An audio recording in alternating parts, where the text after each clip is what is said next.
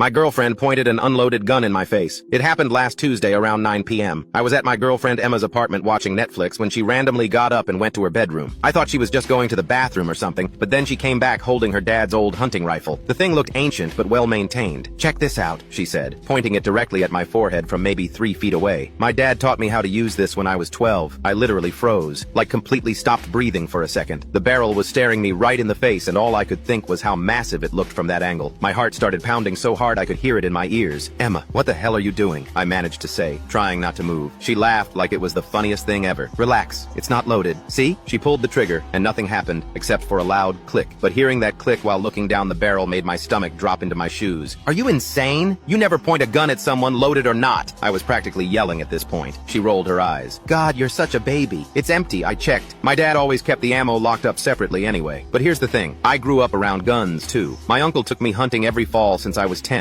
and the first rule he drilled into my head was, you never, ever point a firearm at anything you don't intend to destroy. Loaded or unloaded doesn't matter. It's like gun safety 101. "Emma, this isn't a joke. That's literally the most dangerous thing you can do with a gun," I said, standing up slowly with my hands visible. "Even if you think it's empty." She was still holding it casually, like it was a toy or something. "You're being dramatic. I've handled this gun a million times." That's when I decided to prove my point. I asked her to hand me the rifle, and she did, still thinking I was overreacting. I pointed it toward the ground and worked the bolt action to check the chamber. A live round ejected onto her carpet. The color drained from her face instantly. We both just stared at this brass cartridge sitting on her light blue carpet between her coffee table and couch. The silence was so thick you could cut it with a knife. "Oh my God," she whispered. I checked earlier." Turns out her dad had actually loaded it recently because there'd been reports of coyotes in their neighborhood. He'd forgotten to mention it to Emma when she moved back home temporarily after college. The safety was on, but that doesn't mean anything when you're pointing it at someone's face. I picked up the round and set it on her kitchen counter. My hands were shaking a little bit, which I tried to hide. "Emma, if you'd sneezed or tripped or accidentally bumped the trigger wrong, I'd be dead right now." She sat down heavily on her couch and put her head in her hands. "I'm so sorry. I had no idea. I really thought it was empty." We spent the next hour talking about gun safety. I explained the basic rules my uncle taught me. Treat every gun like it's loaded. Never point it at anything you don't want to destroy. Keep your finger off the trigger until you're ready to shoot, and always be sure of your target and what's beyond it. Emma kept apologizing over and over. She said she'd grown up around guns but had gotten too comfortable with them, especially since her dad usually handled all the serious safety stuff. She admitted she'd never actually been taught the fundamental rules, just how to operate the rifle for hunting. The crazy part is, this whole thing actually made our relationship stronger. She took gun safety classes the following week, and now she's more careful with firearms than I am. But for those few seconds when I was staring down that barrel, all I could think about was how a simple mistake could have ended everything. Her dad was mortified when we told him what happened. He immediately bought a proper gun safe and made sure Emma knew the combination. He also spent an entire weekend going over safety protocols with both of us.